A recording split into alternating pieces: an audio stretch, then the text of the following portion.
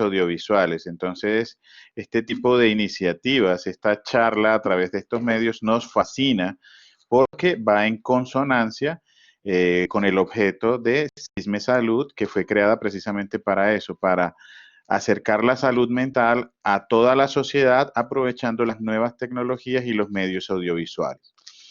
En la primera página pueden encontrar, por una parte, nuestra dirección de correo electrónico, un WhatsApp que en estos momentos está absolutamente disponible para cualquier duda o inquietud y a su vez para separar lo que en el caso específico pudiera ser una consultoría por psiquiatría a través de los medios virtuales y de esta plataforma que está ahí descrita que se llama La Arena. Ya Estefanía nos contó, ¿sí? La dinámica conmigo en esta charla y espero que sea absolutamente productiva, que puedan despejar sus dudas, sus inquietudes. La charla va sobre este tema, trastornos de ansiedad y sueño en tiempos de coronavirus, ¿sí? Vamos a tocar entonces esos tres tópicos principalmente, nuestra agenda. Vamos a hablar inicialmente de COVID y vamos a comparar un poquito la situación actual con la historia de las pandemias. Esta es, digamos, la parte introductoria en cuanto a pandemias y sector salud, con el objeto más que todo de enviar una especie de parte de tranquilidad, ¿sí? Sabemos que esta pandemia del coronavirus y esta cuarentena es algo que, digamos, en las dimensiones que actualmente se está desarrollando en todo el mundo, no en cuanto a cantidad de personas, manejo de información. Esto es algo único. Sin embargo, vamos a ver que con unas características similares, situaciones se han presentado antes en la historia y hemos podido, y de hecho salido fortalecidos de todas esas situaciones. Entonces es más que todo dar un parte de ánimo, ¿sí? Que no bajemos ni las armas ni la energía, porque esta situación va a pasar, ya ha ocurrido en muchísimas ocasiones anteriores. Estefanía les compartió también el teléfono donde pueden solicitar la asesoría psicológica. Por favor, tomen nota, porque eventualmente, incluso nosotros, el sector salud, somos personas. Todos somos personas y como personas estamos llamados a tener miedo. Claro que tenemos miedo por la incertidumbre. ¿Será que me contagio o no me contagio? ¿Será que contagio a mi familia? ¿Será que puedo hacerle daño así? Especialmente, digamos, nosotros que trabajamos en el sector salud, porque somos la primera línea de defensa, pero todos tenemos miedo.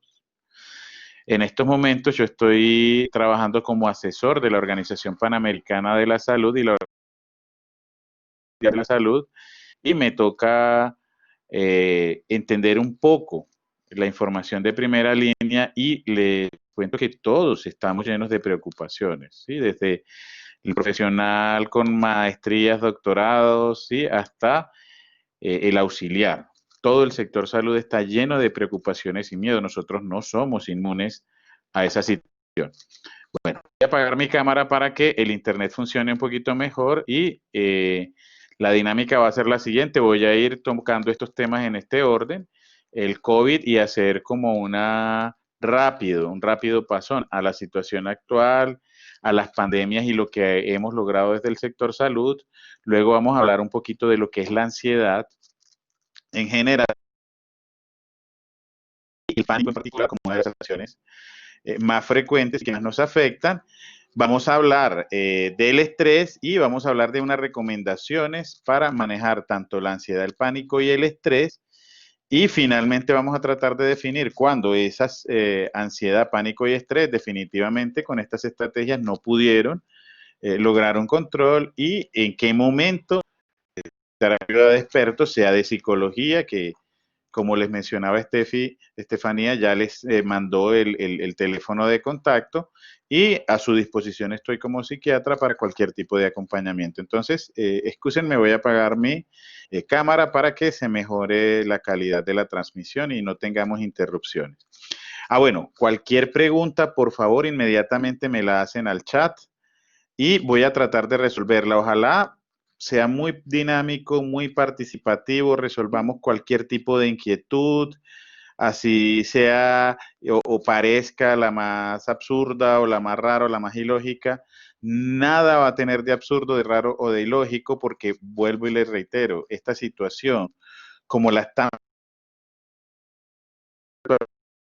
es una situación que no se había visto nunca antes en los 5.000 años que tiene, en los 7.000 años que tiene la historia de la humanidad, desde que inició la escritura. Bueno, nada, agradecerles a todos la participación, esperar que para todos sea de gran utilidad esta charla y vamos a comenzar. Bueno, lo primero que tenemos que saber es que la palabra pandemia es una palabra, digamos, relativamente nueva en nuestro vocabulario, ¿sí? Antiguamente se utilizaban las palabras plaga o la palabra peste, en la antigua Grecia especialmente, y las primeras pandemias descritas, enseguida les menciono algunas, se llamaron precisamente la plaga o la peste. Plaga viene de la palabra que significa golpe y por su lado peste significa un brote repentino de un mal desastroso. Podemos recordar, Colombia pues en general es católico, sin entrar en conflictos religiosos, que desde la Biblia se empiezan a describir, desde el libro de Moisés, las 10 plagas de Egipto, ¿sí? Recuerden eso, y algunas pestes fueron descritas en muchísimos libros bíblicos y probablemente hacían referencia a brotes o a situaciones o a males desastrosos que brotaban repentinamente. Y recuerden que en ese momento era incluso indistintivo la plaga que podía ocurrir por una enfermedad a la que podía ocurrir por la proliferación de algún animal, como fueran las langostas que se comían todo el trigo y dejaban al pueblo sin comida durante un tiempo importante. La palabra pandemia entonces es relativamente de uso reciente, es más de uso en el siglo XX y viene de la palabra griego que si la partimos en dos significa pan, que significa todos, ¿sí? Y demos, que significa pueblo. Si la juntamos sería todo el pueblo o reunión del pueblo. Eso simplemente nos da cuenta de, digamos, lo extenso del término. Es algo, es una alteración que afecta a todo el pueblo. En este caso, todo el pueblo y como comunidad globalizada, globalizada, estamos hablando de que una pandemia va a llegar a todo el mundo y efectivamente esta llegó a todo el mundo. La Real Academia de la Lengua Española la define como una enfermedad epidémica. Epidémica es que da en una región y en todo grupo de personas que se extiende por muchos países o que ataca a casi todos los individuos de una localidad o región. Nada, el coronavirus efectivamente cumple con el criterio para considerarlo desde, desde el lenguaje y desde la etimología, cumple todos los criterios para ser una pandemia. Aquí tenemos lo que serían los criterios que utiliza la Organización Mundial de la Salud para definir una pandemia y en particular pues me voy a detener en la de origen viral, que es la que actualmente estamos padeciendo, ¿sí? Lo primero es que sea un virus nuevo. ¿Por qué es importante que sea un virus nuevo? Porque no ha circulado dentro de los seres humanos previamente y no hemos desarrollado ninguna inmunidad a ese virus, ¿sí? Cualquier virus que empiece a circular en la sociedad, vamos a encontrar que va a haber un grupo de personas que los va a afectar de manera severa, va a haber otro grupo de personas que los va a afectar de una manera más leve, pero también vamos a tener otro grupo de personas que no van a desarrollar la enfermedad a pesar de presentar un contagio por el virus porque desarrollan una inmunidad específica. Eso es lo bonito, lo hermoso de toda la variedad del ser humano, de que tengamos esa diversidad de los seres humanos. Algunos vamos a ser genéticamente, física y fisiológicamente más propensos a sufrir desenlaces más complejos, otros más leves, pero ese pequeño grupo que desarrolla la inmunidad va a ser el que inicie y propague, así como el virus, todo el sistema inmune dentro de los seres humanos. Entonces, una pandemia obedece a un virus nuevo porque efectivamente no hay ningún tipo de inmunidad desarrollada hasta ese momento. El virus debe ser capaz de producir casos graves de la enfermedad, y si bien este coronavirus no, en la mayoría de los casos, no produce una enfermedad grave, sino una especie de gripa, resfriado, ¿sí? En algunos casos, en particular, menores de edad, menores de 7 años, mayores de 70 años, o personas entre los 7 y 70 años con alguna patología previa, especialmente pulmonar, o fumadores crónicos, puede presentarse una enfermedad grave que incluso puede llevar a la muerte. Entonces, el virus es capaz de producir eso, aunque el coronavirus no lo hace en la mayoría de las personas.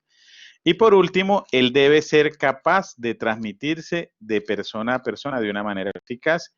Y por eso, pues hombre, todos ya estamos usando tapabocas. Si vamos a intentar el contacto o el acercamiento debe ser idealmente a más de 1 o 2 metros, sin contacto de manos, ¿sí? Por eso el saludo con el codo, con el antebrazo.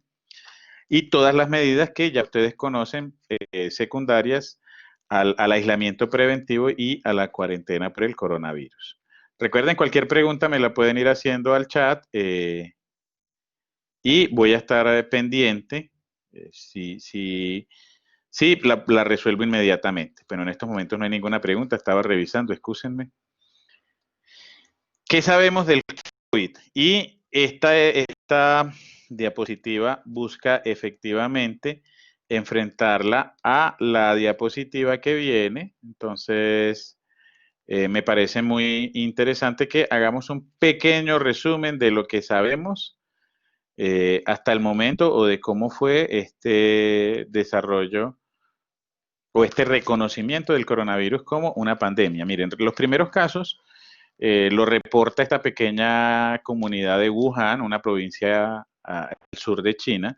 Los primeros casos los reporta el 31 de diciembre. El reporte que ellos hacen inicialmente es que hay una infección que está generando casos de neumonía, en algunos casos severos, y que probablemente se trata de un virus de reciente aparición. En ese momento era muy poco lo que se sabía.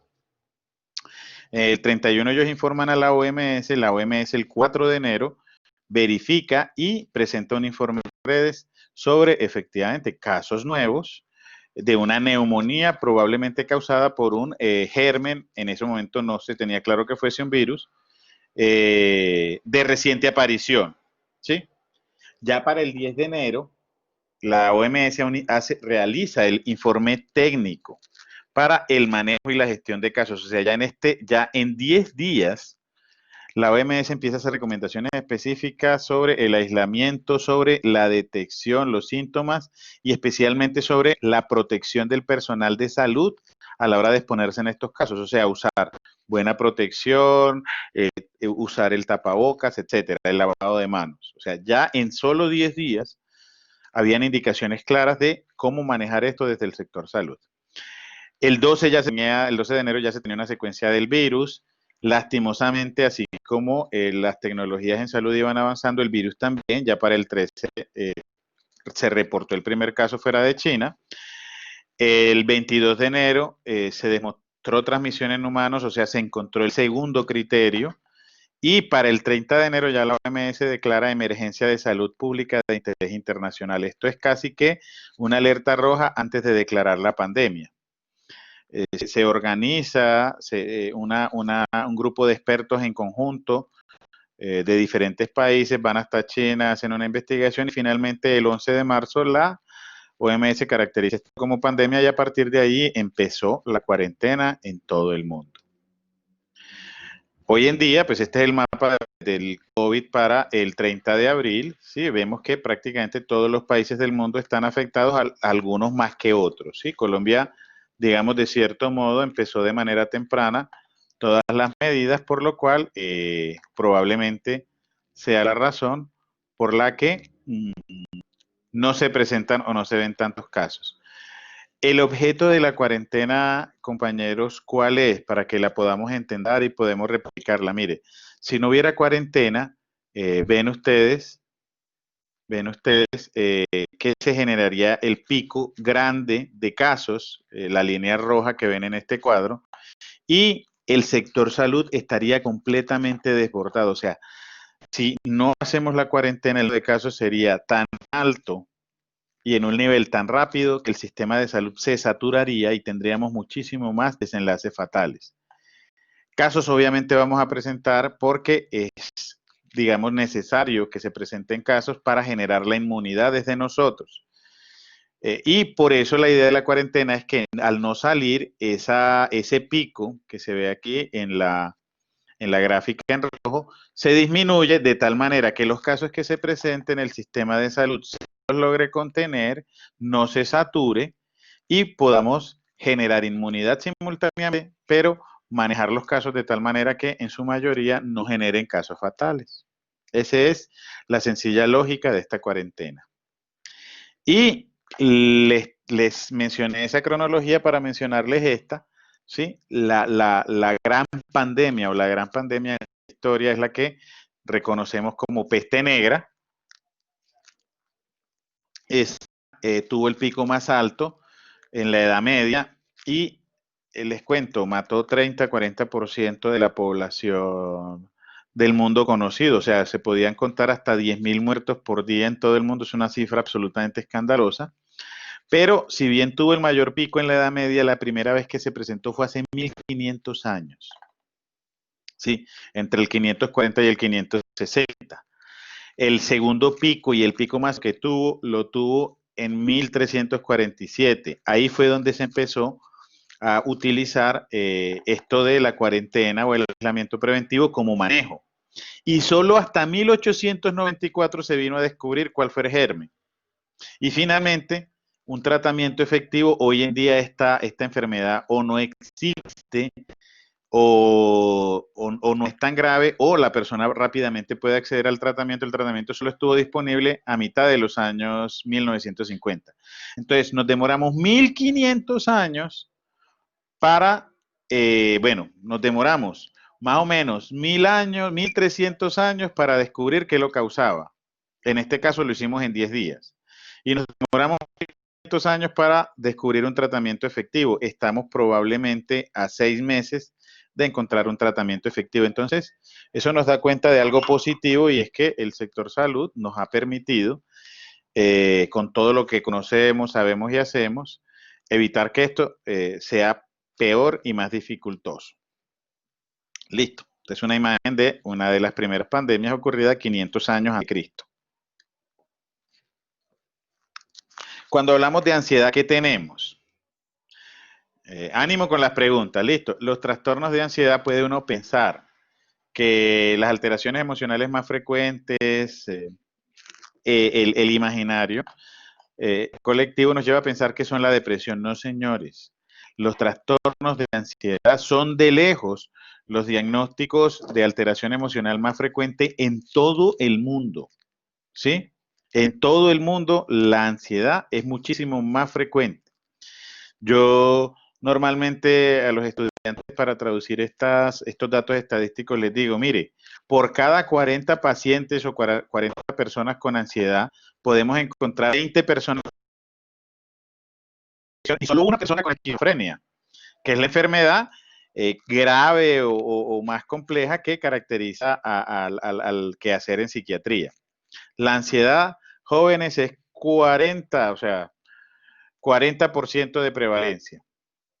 En mujeres es muchísimo más frecuente. Sí, esto no es una cuestión de machismo ni feminismo, sino el complejo hormonal de las mujeres que empieza más o menos a los 13, 15 años, hace que sean más propensas a presentar estas alteraciones, especialmente en este grupo de edad, 18 a 35 años, porque es cuando, digamos, más desregulado está ese circuito de las hormonas y lo interesante, lo vamos a ver enseguida, es que ese circuito de las hormonas está muy cerca del que en el cerebro nos hace presentar los síntomas de ansiedad. Daniel hace una pregunta muy interesante y ya la vamos a resolver, ¿sí? Y dice, es verdad que la mayoría de las personas que tienen ansiedad no lo saben, por eso es importante esta charla. Vamos a ver por qué. De hecho, ya el punto número 4, el que ve Daniel, entrémoslo de una vez, es la razón por la cual las personas La mayoría no lo sabe. ¿Por qué? En Colombia, el estudio más importante sobre esto nos dice que las personas con ansiedad, primero, que la ansiedad es la más frecuente. 40% de las personas en Colombia sufren, han sufrido o van a sufrir ansiedad. Y lo que nos dice el estudio en Colombia es que adicionalmente es la más frecuente y la de inicio más temprano. La ansiedad en Colombia inicia en promedio a los 7 años, mientras que la depresión en promedio inicia a los 20, 25 años. ¿Cuál es la dificultad, Estefanía? ¿Nos puede dar alguna aclaración si ustedes requieren, que ella es la psicóloga? Es que el cerebro del niño, desde lo biológico, desde lo experiencial, desde lo adaptativo, empieza a configurarse como un adulto, o sea, que llamamos conciencia, más o menos después de los 10, 12 años. Y si cuando empecemos a tener conciencia de quiénes somos, ya venimos con esa ansiedad, las personas que la cargan creen que hace parte y que es algo normal en su vida. ¿Sí? Esa, Daniel, es la razón por la que no lo ven como un problema, sino lo ven como un rasgo característico, como si fuera un lunar en la cara, como si fuera esa forma, ese color de piel. O sea, sienten que hace parte de ellos y que por eso deben aceptar esa sensación. Pero enseguida vamos a describir los rasgos principales. Yo cada que doy esta charla me da un poco de risa, es porque la mayoría de las personas empieza a decir, ve, mi mamá es así, ve, mi abuelita es así, ve, tal es así. Y cuando yo les digo, ve, dígale que se trate, oiga, yo a mi abuelita donde le diga eso me da en la cara, ¿sí? Ya ella va así, dejémosla así. Pero ahorita les hago una descripción que les aseguro no va a escapar a que la mayoría de ustedes comprenda y si ha tenido un caso, lo recuerde. ¿Qué es lo importante sobre la ansiedad?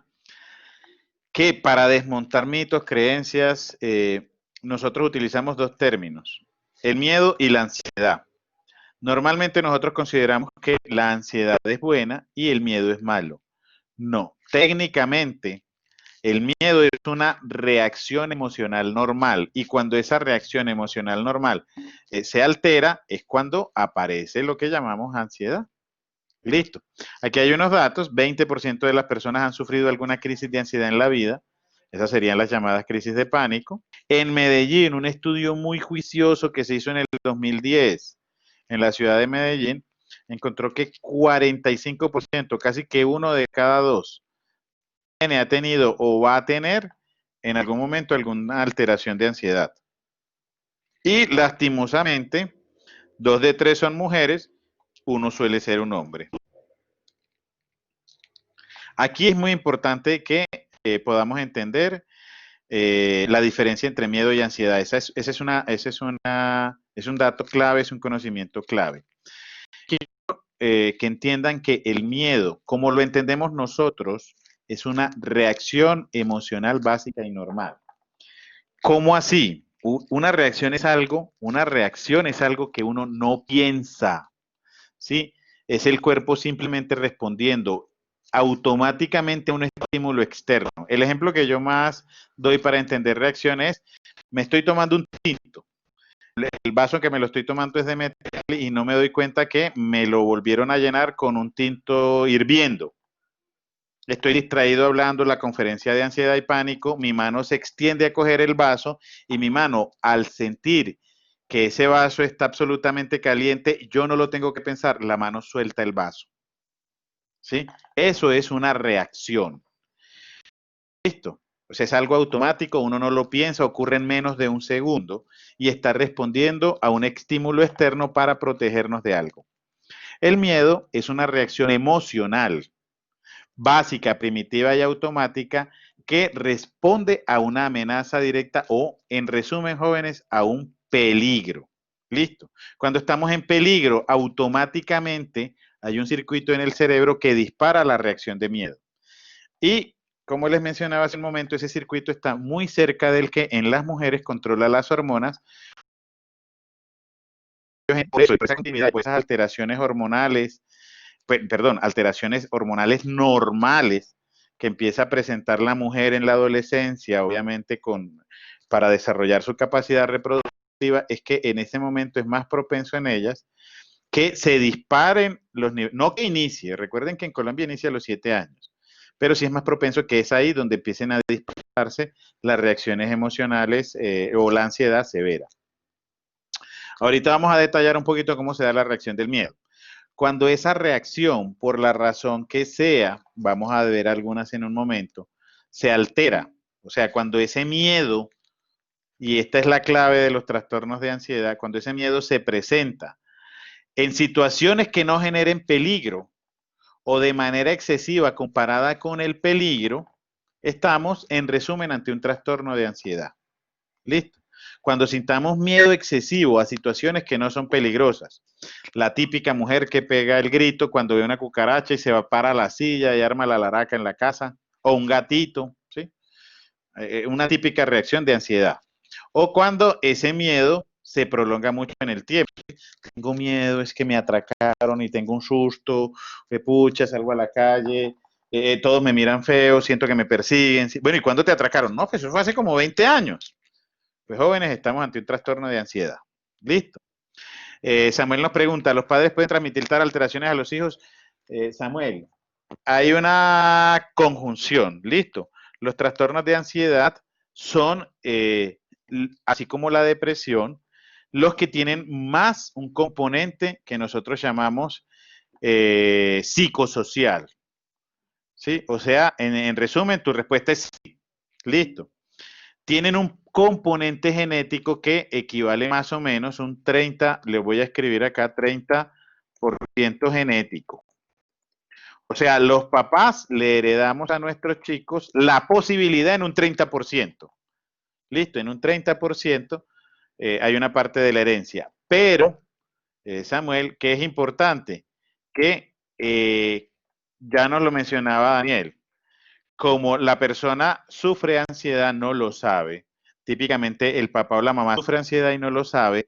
El hijo está aprendiendo por modelamiento, por ejemplo, por ver el ejemplo de los padres, cuál debe ser la reacción normal. Entonces, si el chico está viendo que el papá mantiene asustado, que la mamá mantiene, ay, por Dios, qué susto, qué miedo, no me tomé la pasta, ay, qué susto. Obviamente eso va a influir mucho en que él, por modelamiento, por aprendizaje y por ejemplo, y por el ejemplo, perdón, pueda desarrollar y asimilar y aceptar más fácilmente estas reacciones de ansiedad que se empiezan a producir a los 7 años. Entonces, Samuel me va a permitir adelantar los 3 puntos que se tienen que juntar para uno sufrir un trastorno de ansiedad. Tenemos más o menos un 30% genético. Tenemos más o menos un 50% de aprendizaje o ejemplo, ¿sí? O sea, ¿qué le hacemos notar nosotros a los chicos con la crianza? ¿Sí? Y de hecho, una de las primeras estrategias, yo como psiquiatra también veo niños y tengo el entrenamiento y todo, lo primero que le digo a los papás que deben empezar a hacer para mejorar la ansiedad en los chicos, el chico que no es capaz de salir al tablero, que tiene mucho susto en la noche, que tiene pesadillas, que tal. Lo primero que les digo es, papá, si uno de ustedes dos sufre ansiedad, hay que tratarla. El problema es que la mayoría de los papás y la mayoría de las personas, como vimos con la respuesta de Daniel, son resistentes a pensar que tienen este diagnóstico.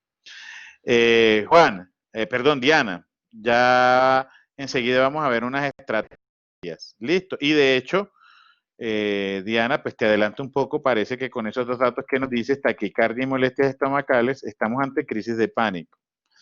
Ahorita lo miramos.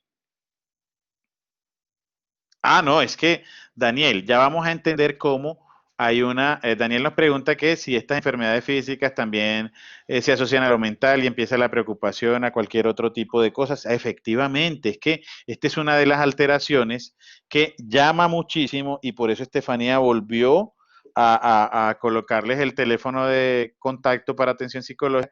Es probablemente la alteración que más llama a trabajar en conjunto psicólogos y psiquiatras. Veamos entonces cómo se produce. Listo, perdón. Aquí la tenemos. Efectivamente, Daniel. Ven que aquí la tenemos. Mire, miedo versus ansiedad.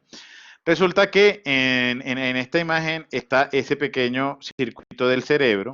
¿Qué es lo que ocurre? En resumen, estamos ante un peligro. Miren el señor, la imagen de la parte derecha superior. El señor está andando por el campo, cualquier paseo de olla en el cual podemos estar cualquiera de nosotros. Súbitamente, él ve una culebra, una serpiente. Tenemos desde el cerebro que la serpiente es algo peligroso, ¿sí? Inmediatamente se activa el cerebro. O sea, ese circuito, recuerden que es una reacción. Entonces, lo primero es que el cerebro detecte que hay un peligro. Él ve la serpiente y él no piensa. Inmediatamente se activa el cerebro. El cerebro le dice alerta, alerta, alerta, peligro. El cerebro, al generar la alerta, descarga un impulso en el cuerpo que ¿qué produce? Produce y hace que la mayor parte de la sangre que está en manos y pies se concentre en el pecho y en la cabeza. Eso es lo que hace que súbitamente en ese momento sintamos manos y pies fríos, sudorosos, temblorosos, pálidos, con calambre, y que el centro del cuerpo, por el contrario, se acelere. El estómago lo sintamos vacío, con náuseas. Aquí ya estamos respondiendo la pregunta de Diana. Estómago vacío, con náuseas, intestino revuelto, ganas de ir al baño a hacer popó, taquicardia, palpitación, una sensación de ahogo por sentir que el aire no entra por la garganta y que los pulmones hacen mucha fuerza para que intentar que ingrese. Y en la cara puede haber una sensación de calor, enrojecimiento, puede haber una alteración visual que nos haga ver deformidad en lo que estamos viendo, o una sensación de que, no sé, las paredes se cierren o que el mundo se haga más pequeño. O sea, pueden haber alteraciones visuales. Primero, la mente detectamos el peligro, se activó esa parte del cerebro, nos llevó a esa señal y como es una reacción, ¿cuál es la respuesta? La respuesta natural cuando estamos ante este evento es correr. Fíjese que uno piensa, a uno llegan, no sé, ve la culebra y uno está corriendo, pero uno no se dio cuenta que cuando salió a correr tenía las manos frías, temblorosas, sudorosas, sensación de vacío. Uno no se dio cuenta. Llegó a la otra esquina, lo vio un compañero, un amigo conocido y le dijo, mira, ¿qué te pasó? Porque si nota la sudoración, la frialdad, la cara roja, ¿qué pasó? Uno le dice, no, hermano, me encontré una culebra. Y el otro le dice, ah, normal. Pero normal que te veas así por una culebra. Ese es el miedo. Jóvenes, cuando ese circuito se altera, de cualquier manera, es que empiezan a aparecer los trastornos de ansiedad.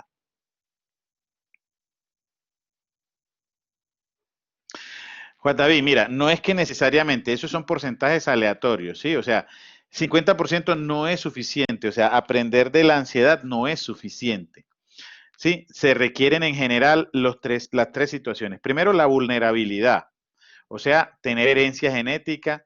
Segundo, el aprendizaje, que responde más o menos a este 50%. Pero incluso con este aprendizaje y esta genética no es suficiente. ¿Cuándo suele presentarse? Con un evento estresante y suele ser el disparador. Listo. O sea, yo venía como con esa herencia, con ese aprendizaje, pero definitivamente después de ese atraco ya no soy capaz de salir a la calle. Después de cómo ver ese accidente de tránsito, después de que me estrellé en el bus, después sí, suele ser el evento estresante, un evento estresante, el que encadena ya el trastorno de ansiedad que amerita tratamiento, sea desde lo psicológico o desde lo psiquiátrico. Sí, a ver, déjeme, yo voy respondiendo la pregunta. ¿Es verdad que el aire es un mecanismo de defensa? Sí, también. Samuel, ya lo vimos, yo creo que todos vimos la película intensamente. Lo que vimos es que las emociones no son ni buenas ni malas. Las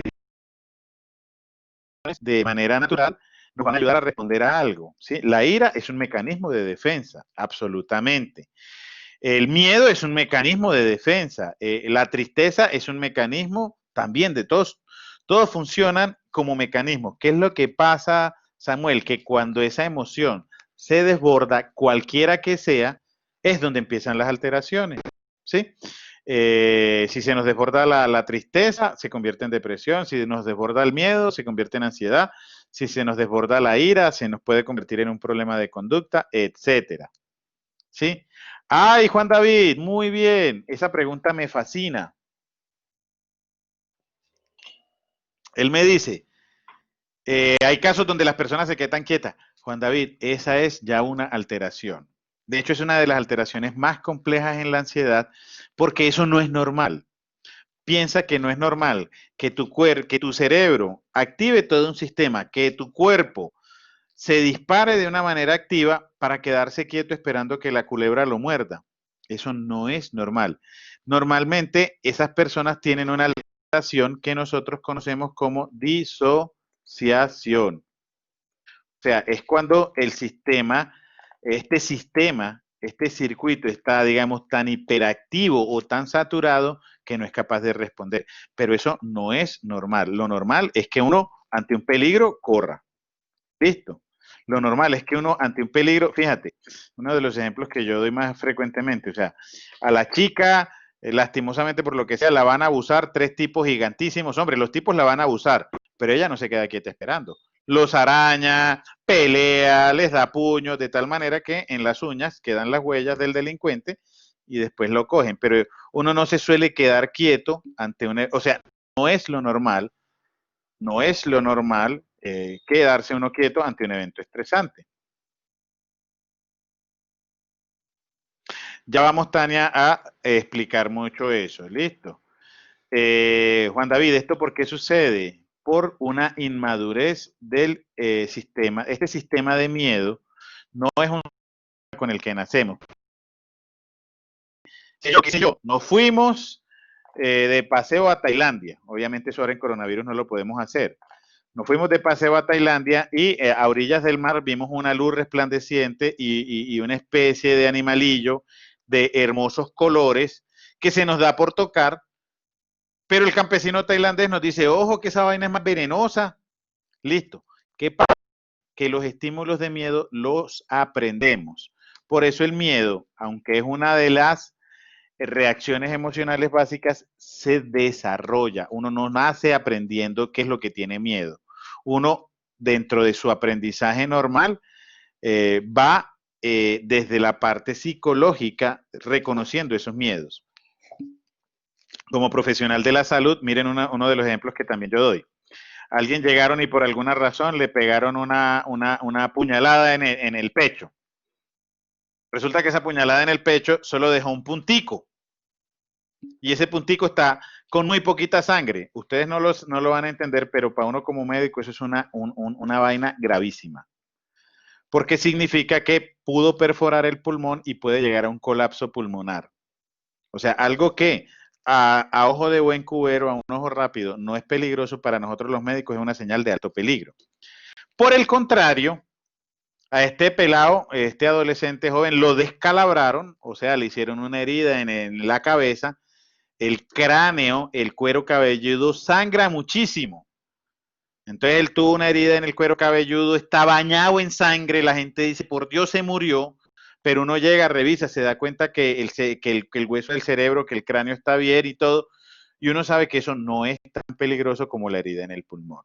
Entonces, los estímulos peligrosos se aprenden. Listo. Te quedas quieto. Eso. También eso, Tatiana. O sea, hay dos reacciones. Una es, ante el miedo, la idea es correr. O sea, la reacción humana por excelencia ante una situación de peligro es correr. La segunda es defenderse. Listo, si por alguna razón, pero en general es la segunda, es si por alguna razón no podemos huir de la situación. Estamos en un cuarto cerrado y la serpiente casualmente entró por la puerta. ¿Qué hacemos? Buscamos con qué defendernos y le damos con lo primero que encontramos.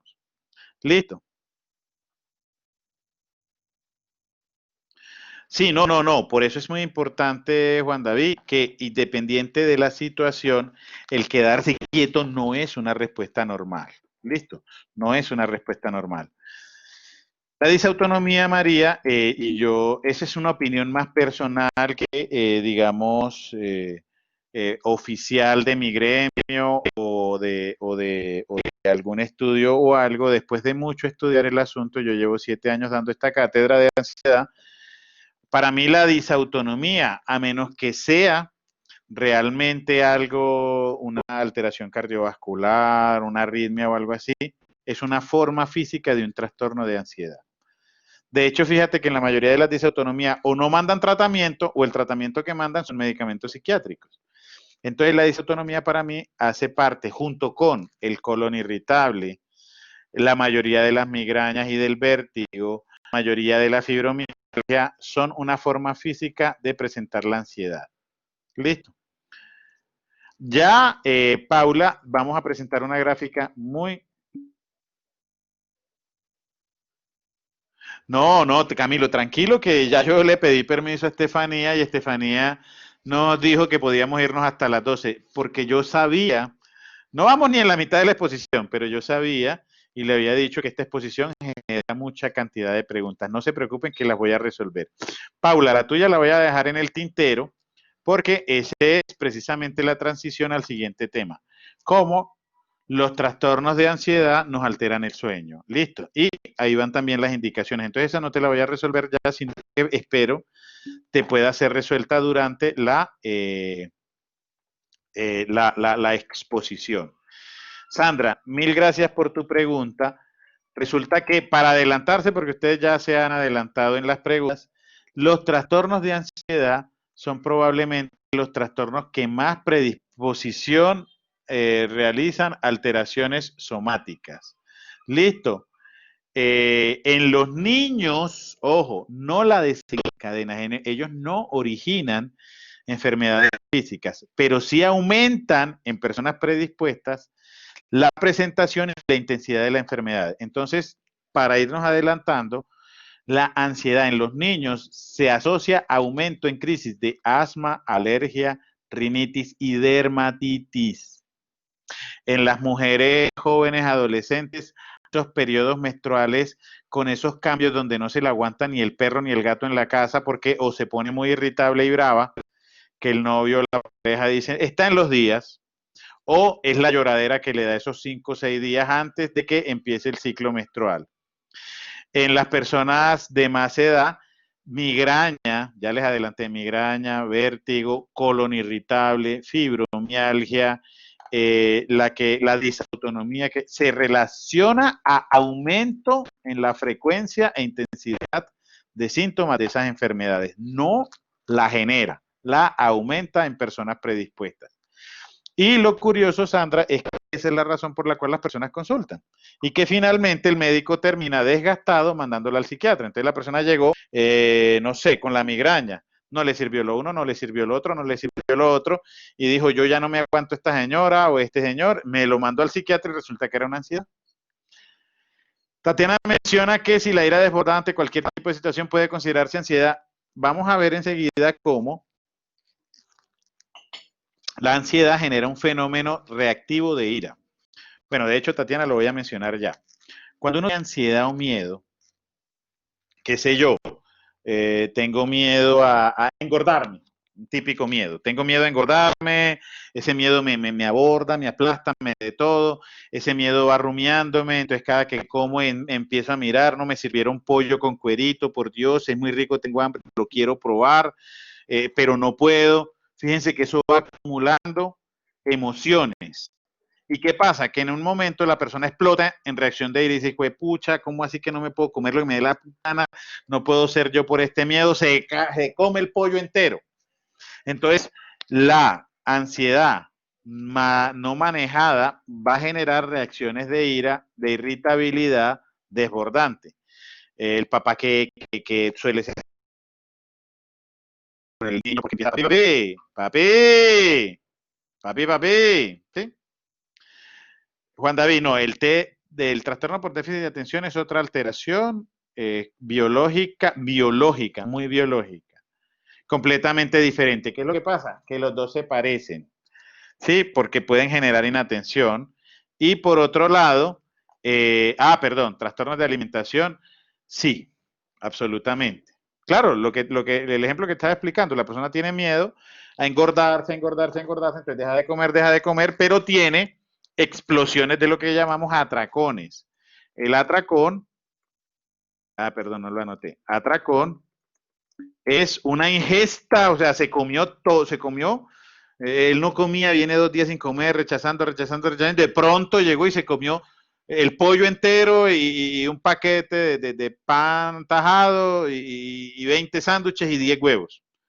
Y al siguiente momento empezó a vomitar o a sentirse mal o a de todo por todo eso. Eso se llama atracón. Comer una cantidad de alimentos exagerada que busca compensar esos síntomas de ansiedad. Samuel nos menciona el trastorno obsesivo compulsivo. Samuel, ya lo vamos a tocar porque el trastorno obsesivo es el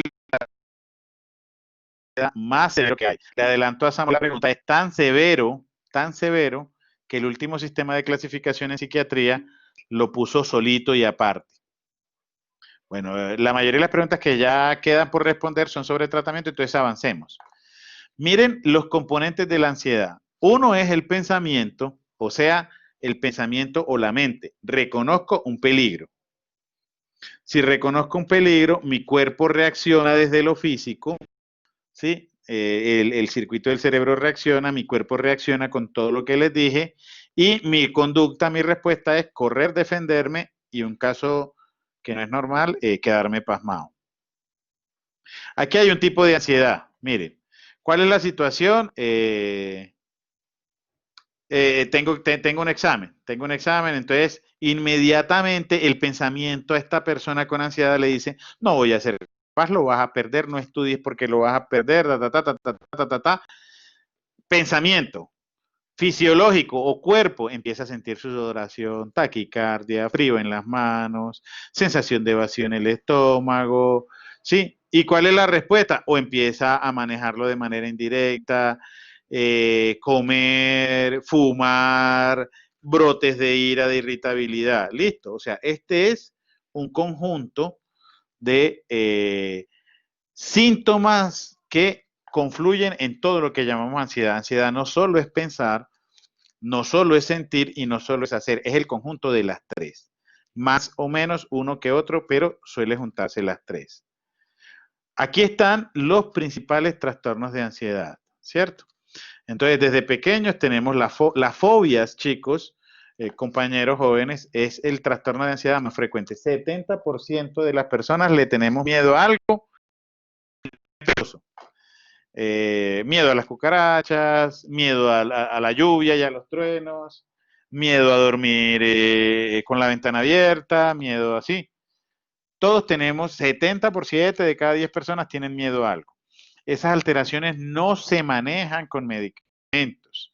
El mejor tratamiento para una fobia lo desarrollan y lo realizan los psicólogos. Gracias, Estefanía, llegó apenas, en este momento, apenas de manera puntual y muy precisa. El no, si tiene miedo, simplemente acompáñese de un psicólogo. Y Estefi nos acaba de dar el dato, que ellos le ayudan a cómo resolver eso, pero eso no requiere tratamiento. De hecho, la mayoría de las personas lo que hacemos ante una fobia es sacarle el cuerpo. Si a mí me da fobia que haya telarañas, todos los días barro la casa hasta por el techo, pongo la aspiradora por el techo y chao arañas. Si yo le tengo miedo a lo que sea, le voy sacando el cuerpo. La procrastinación, absolutamente, Tatiana, es una forma de ansiedad. Tenemos uno que a mí me gusta contar porque es supremamente frecuente y es el trastorno de ansiedad generalizada. Chicos, yo estoy seguro que apenas les cuente el ejemplo, todos van a decir o mi mamá o mi tía o mi abuela o yo soy así. Y es precisamente el que acaba de mencionar Tatiana, pensar excesivamente en una situación. El trastorno de ansiedad generalizada es, sin lugar a dudas, probablemente el trastorno de ansiedad más frecuente. ¿Y en qué consiste? En que la persona en cualquier situación piensa que le va a pasar lo peor.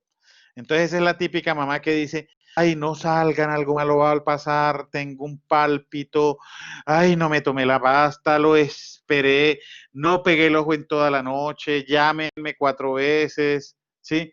Pónganse la plata en los 4 bolsillos. Típica ansiedad generalizada. Una persona que se preocupa en exceso por todo y que en cualquier situación piensa lo peor. Se ganó un viaje a Cartagena, se va a caer ese avión, ¿sí? Se ganó el lotín, me van a secuestrar y a matar por esa plata. O sea, en cualquier situación, hasta en las positivas, piensa que le va a pasar lo peor. Hola, Sí, hola. Perdón, ¿me va a dar una pregunta o algo así? Efectivamente, Samuel, la timidez, cuando se manifiesta excesivamente en eventos sociales, salir a exponer. Sí, el chico que dice, prefiero que me pongan cero a salir a la clase de canto o a salir a a la clase de poesía, estamos ante una fobia social. Gracias, Juan David, ya él nos adelantó la respuesta. Jóvenes, el trastorno de ansiedad generalizada es eso. No solo tratable, Samuel, no solo tratable, sino que es tratable desde un orden psicológico. Estos chicos con fobias, así sea una fobia específica o una fobia social, no requieren medicación. La intervención es de orden psicológico, de acompañamiento con los padres, todo eso, pero no requieren medicación. La ansiedad generalizada que les decía, la persona está en un estrés constante, en una excesiva preocupación por todo. Ay, no llegó la luz, ay, llegó la luz, ay, no me pagaron, ay, el coronavirus, ay, sí, todo eso. Ay, en China se murieron 20, pero se murieron en China. No, pero si se murieron allá van a llegar acá. Sí, o sea, por todo es una especie de zozobra, preocupación y siempre pensando de una manera catastrófica, que no va a poder sortear la situación. ¿Qué es lo que pasa? Que el cuerpo con ese pensamiento excesivo empieza a mantener una tensión muscular. Con el paso del tiempo eso se convierte en cansancio, en tensión muscular y es donde aparece irritabilidad, falta de sueño. ¿Listo? Completamente, Juan, precisamente porque lo cognitivo, el pensamiento empieza a traducirse en alteraciones físicas. Esa persona es la que nos dice, ay, tengo un dolor en el cerebro, ay, es un dolor en los músculos todo el día, ay, sí. Y además con la irritabilidad que más de uno ya nos preguntó. Aquí hay otra forma de ansiedad que es la procrastinación, que nos mencionaba ahorita, creo que era Tatiana. La persona está en el bus, está pensando qué va a hacer al almorzar. Almorzando, pensando qué va a hacer al trabajar. Trabajando, pensando cómo va a ser la dormida. Y durmiendo, pensando qué va a hacer al otro día. Y ese pensamiento lo mantiene siempre atrasado en lo que debe realmente hacer. Son descripciones gráficas. Chicos, me interesa el trastorno de pánico, que les quede muy claro porque es la alteración ya más frecuente y muy biológica. Recuerden que tenemos pensamiento, vimos un peligro, reconocimos un peligro, cuerpo, el circuito del cerebro descarga esa sensación que se llama descarga autonómica y la conducta correr. Tatiana, absolutamente. Todo se puede mejorar. Eventualmente te voy a presentar inmediatamente algunas estrategias que pueden iniciar ustedes, pero de no mejorar, el siguiente paso es asistir a psicología y de no mejorar o incluso por recomendación del psicólogo, el siguiente paso sería la psiquiatría. En un trastorno de pánico, chicos, el circuito del cerebro por muchas razones se está descargando solo. Es como si fuera un tic, es como si fuera una epilepsia. ¿Sí? Ese circuito que solo se dispara cuando estamos ante un peligro automáticamente, se está disparando solo sin ningún peligro. ¿Listo? Entonces lo primero que sentimos es el cuerpo reaccionar. Súbitamente sentimos todas esas sensaciones que les hablaba ahorita. Manos y pies fríos, sudorosos, temblorosos, pálidos, con calambres, ¿sí? Y sensación de vacío en el estómago, taquicardia, palpitación, calor en la cara. Y como la mente está acostumbrada a entender ese estímulo como un peligro, inmediatamente nos dice, ojo, ojo, que estamos ante un peligro. Las personas cuando tienen esa sensación de pánico, esa crisis de pánico, intentan mirar a ver dónde está el peligro en el exterior y al no encontrar nada llegan a la conclusión de eso es que lo llevo adentro, eso es que me voy a morir, me voy a enloquecer, voy a perder hasta aquí llegó, ¿sí? Y suelen ser los que llaman a EMI varias veces, los que van a consulta de urgencia, que les hacen electrocardiograma, les hacen evaluación y todo sale normal. Listo. Pero entendemos que lo que pasa es que ese circuito del cerebro se está descargando solo. Esa es la crisis de pánico. Aquí tenemos un resumen de los síntomas. Aquí tenemos más. ¿Sí? El trastorno de pánico es una crisis o más de una crisis de este tipo, de miedo intenso sin ninguna causa, que además genera en la persona una preocupación a que le vuelva a dar la crisis. Solo el que ha sentido una crisis de pánico sabe lo que es una crisis de pánico. Y de pronto, los que han sufrido guayabo, es más o menos lo que se siente en un guayabo nervioso, esa sensación de taquicardia, temblor, frialdad. Sí, solo que en un guayabo uno dice, no, me lo merezco por haber tomado mucho anoche, pero en una crisis de pánico no lo causa nada. Es una cosa súbita, lo puede coger a usted en cualquier momento, leyendo, durmiendo, caminando, trotando, ¿sí? Y Estefanía nos menciona que es un trabajo integral. Sí, efectivamente, psicólogos y psiquiatras estamos, estas alteraciones de ansiedad son las que más nos llaman a estar sintonizados los dos. Eso, Juan David, eso es lo que viene. El segundo punto y el segundo criterio del trastorno de pánico es que después que a la persona le dan las crisis, mantiene con un miedo intenso a lo que le va a venir, porque siente que en cualquier momento le pueden dar y que en cualquier momento lo pueden o matar, infartar, enloquecer o perder el control, ¿sí? Y empiezan a generar lo que se llaman unos cambios negativos en la conducta. ¿Cuáles son los cambios negativos? Yo mejor no salgo porque si salgo, miren clave, estas personas evitan, le sacan el cuerpo. Bueno, la cuarentena es una maravilla para el paciente ya con estos cambios porque no tiene que salir, pero el paciente típicamente, la persona típicamente le saca el cuerpo a las multitudes. No, de pronto allá es poco de gente, me quedo sin aire, caigo, nadie se da cuenta, me muero, me infarto. Sí, el metro, sitios cerrados y llenos de gente, los ascensores. Sí, ven el ascensor con 6 personas y mejor me voy subiendo los 20 pisos. Cuando va en el piso 15 se acuerda que se le quedó algo y prefiere volverse por las escaleras. Le sacan el cuerpo a sitios cerrados, a sitios con mucha gente o a sitios que sientan le pueden volver a dar la crisis. Muy bien. Lo que nos interesa. ¿Qué vamos a hacer? Lo primero es que nos vamos a explicar, aquí hay una diapositiva que explica por qué se presenta cada síntoma. Estefanía, pues yo creo que está grabando la presentación y si alguno quiere esta diapositiva o estas diapositivas están a su disposición, espero que Estefanía se las pueda facilitar. Perfecto, nos dijo que sí. Listo, ella les va a pasar el link para que lo puedan leer con detenimiento, pero la persona lo primero que debe hacer es una estrategia muy de psicología, muy cognitiva. Enfrentar la idea. Listo, ay, esta taquicardia me va a dar un infarto.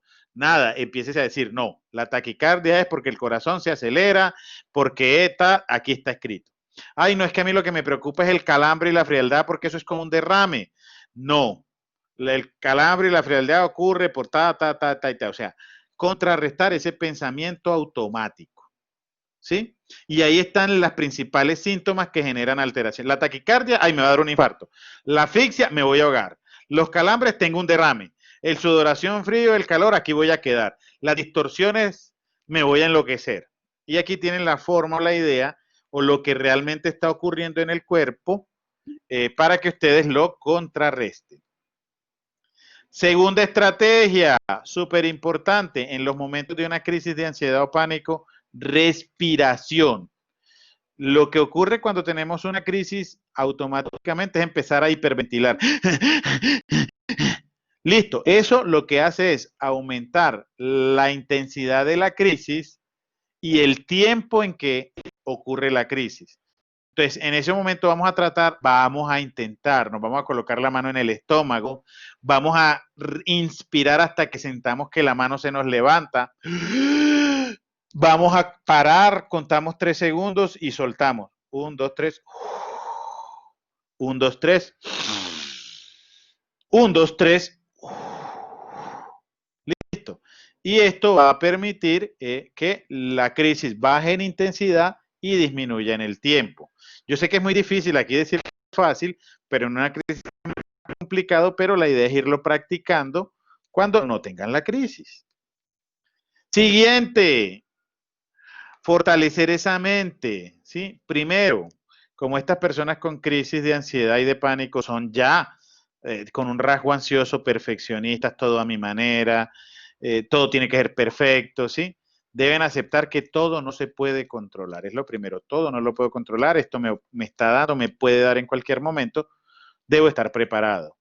Y ese no lo puedo controlar todo, pasarlo al segundo voy a hacer lo mejor posible o voy a hacer mi mayor esfuerzo, ¿sí?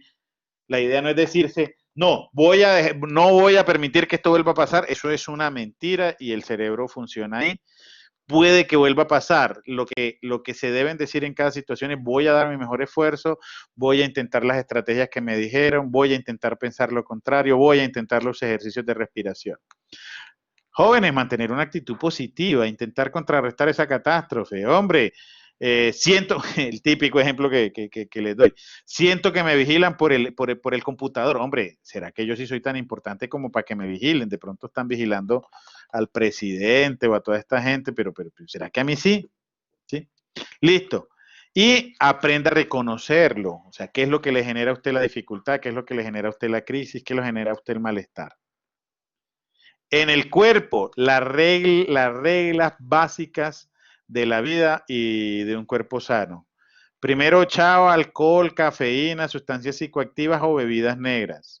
Bebidas negras incluye Coca-Cola, energizante, Red Bull, tinto, todo eso. O sea, evitarlo al máximo, ojalá cero. Licor, psicoactivos, cafeína, bebidas negras.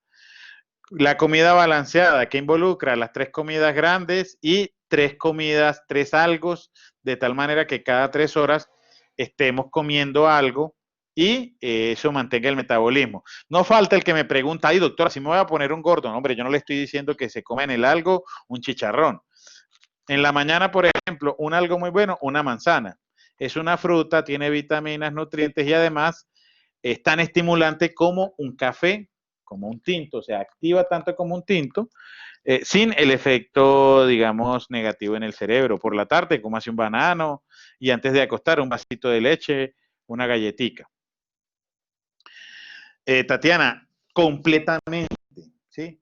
En algunos pacientes, de hecho, te puedo contar que las sustancias psicoactivas, especialmente la marihuanita, generan en el la primera vez, el ardiloso pelado de 14, 16 años que lo fumó por primera vez, le dio una crisis de pánico.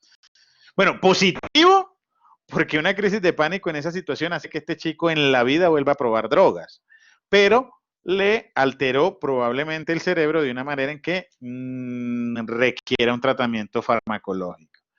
Listo, pero las sustancias psicoactivas pueden ser disparadores o empeoradores y especialmente la marihuana y la cocaína de estas alteraciones de ansiedad. Chicos, dormir suficiente y ahí vamos a hacer el enlace al sueño y hacer ejercicio. Lo que se recomienda del ejercicio es 30 minutos por día, 4 días a la semana y que sea un ejercicio de cambio de aire. Caminar, trotar, spinning, piscina va a ser muy difícil ahora, bicicleta, pero de cambio de aire, no de levantamiento de pesas. Listo. Más estrategia. Ah, bueno, aquí viene la clave. Resulta que cuando tenemos ansiedad, esa ansiedad hace que nuestro sistema nervioso todo el día esté preocupado por situaciones o exagerando las situaciones y hace que esas emociones se internalicen, que genere una reacción emocional en respuesta que genera una hipoalergia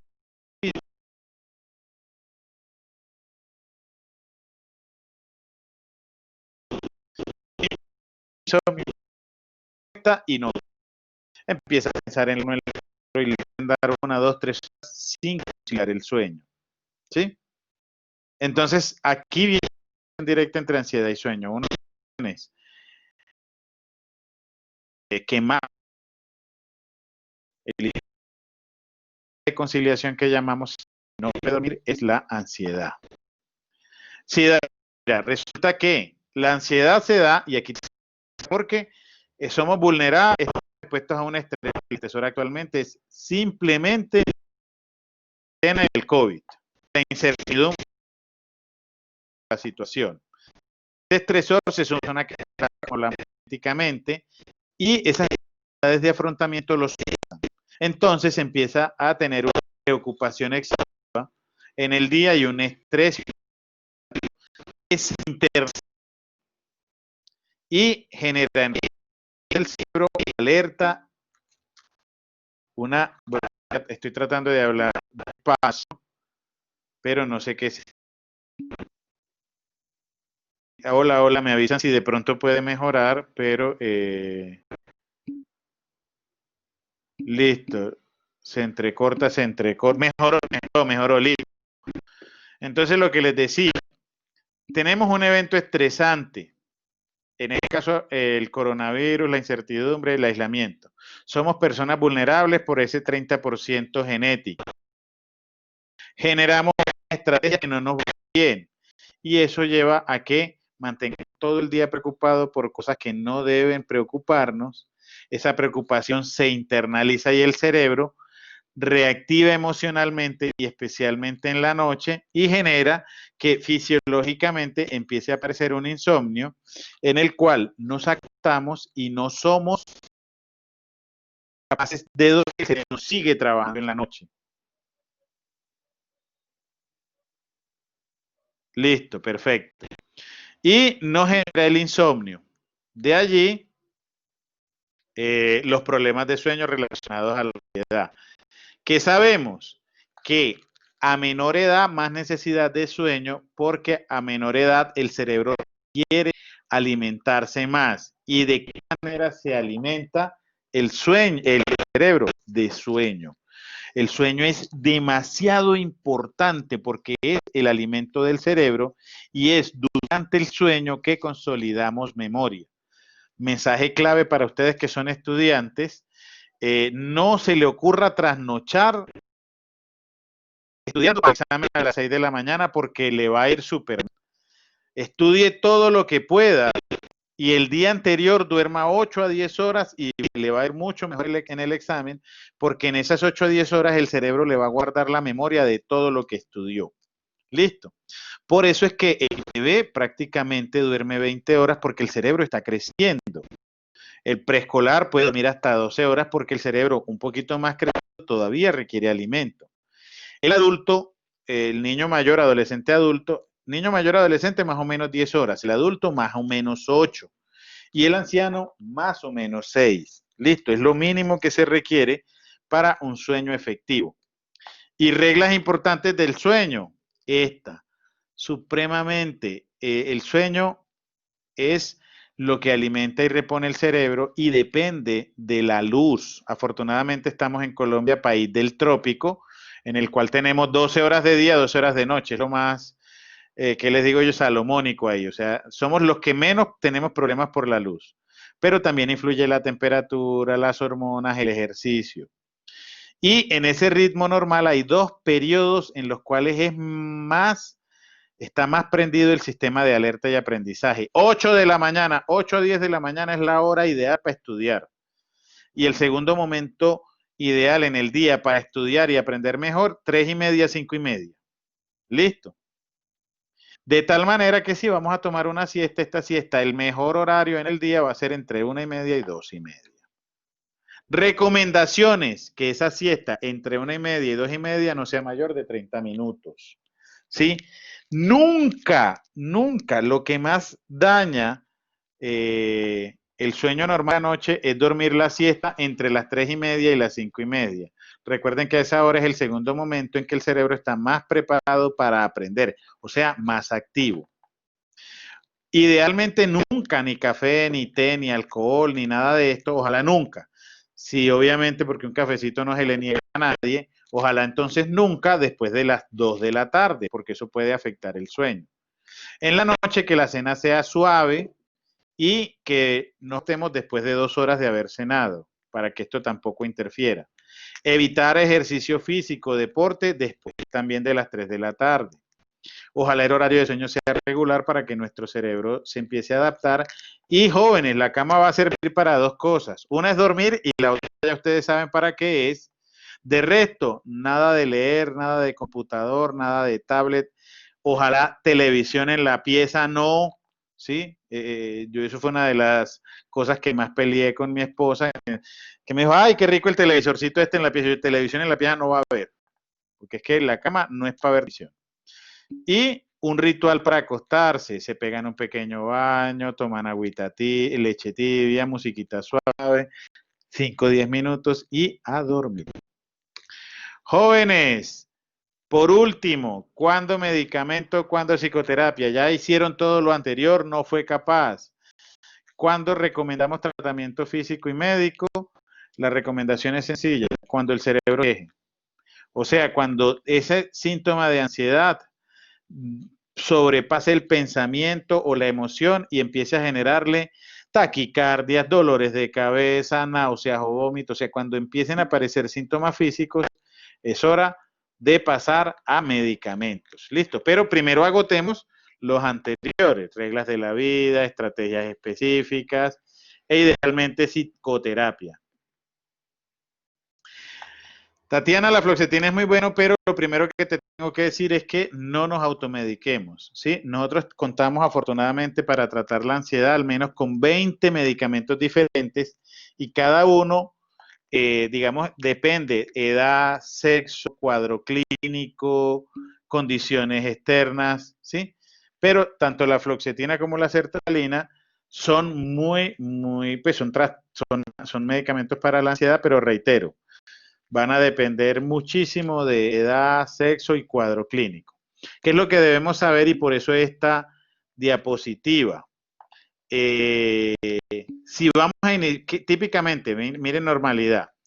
Cuando estamos normales, hay un evento estresante, la flecha empieza a bajar, nos sentimos preocupación, miedo, estrés. Está esta línea puntuada en la cual la preocupación, el miedo y el estrés ya pasa a un nivel en que el cerebro se afecta. Antes de esa línea, preocupación, miedo y estrés se puede manejar con lo que le recomendé hace un momento o incluso con psicología. Luego de esa línea, a pesar de que usted quiere y a pesar de que usted haga, va a ser muy complicado entonces, importante pues, asistir a psiquiatría e iniciar medicamentos.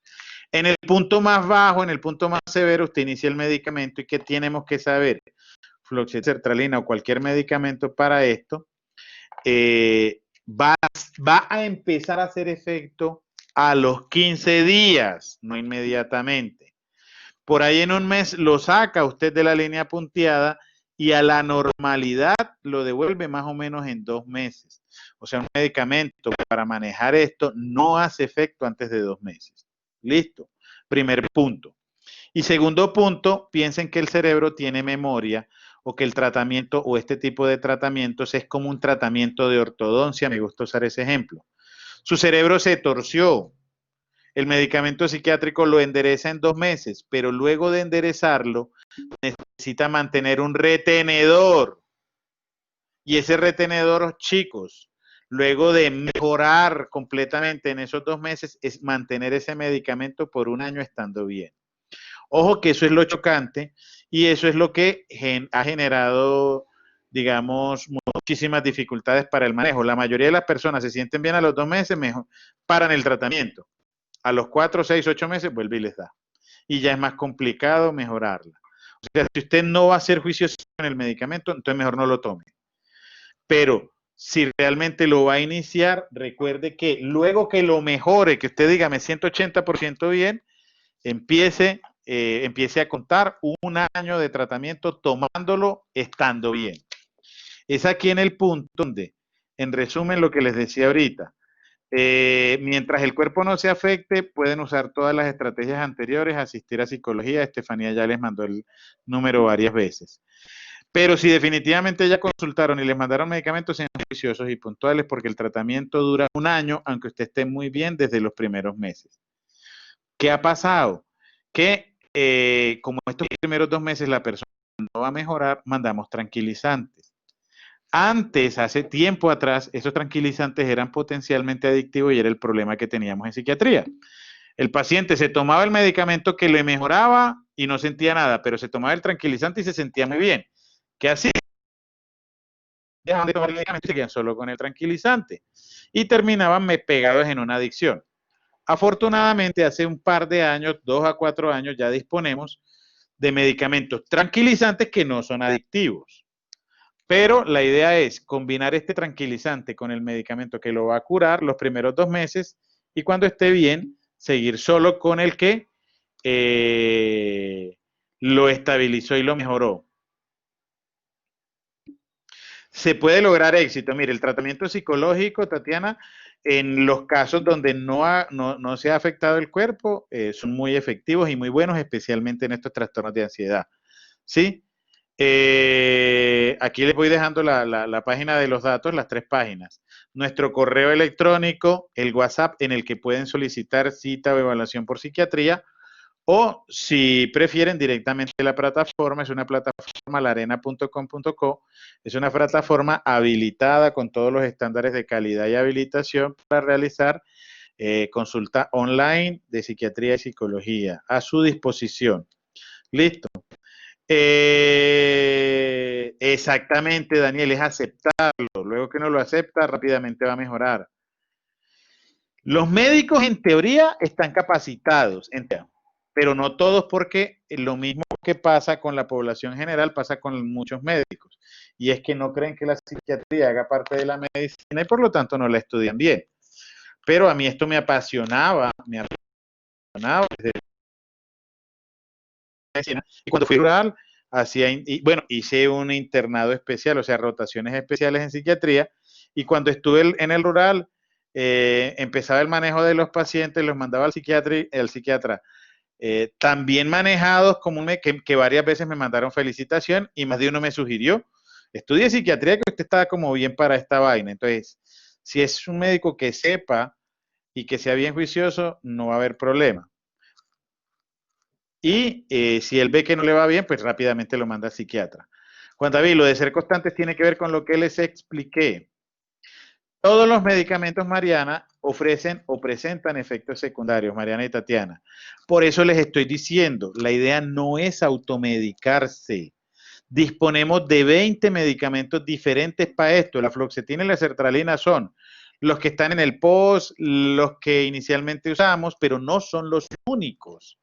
Y hoy en día, el POS, de hecho, abrió el espacio de otros 4 o 5 medicamentos, de tal manera que tenemos mucho arsenal. Por eso es ideal que usted no se automedique, que sea un profesional el que lo determine y que si presenta efectos adversos inmediatamente le avise para hacer un cambio rápido. Exactamente, muy bien.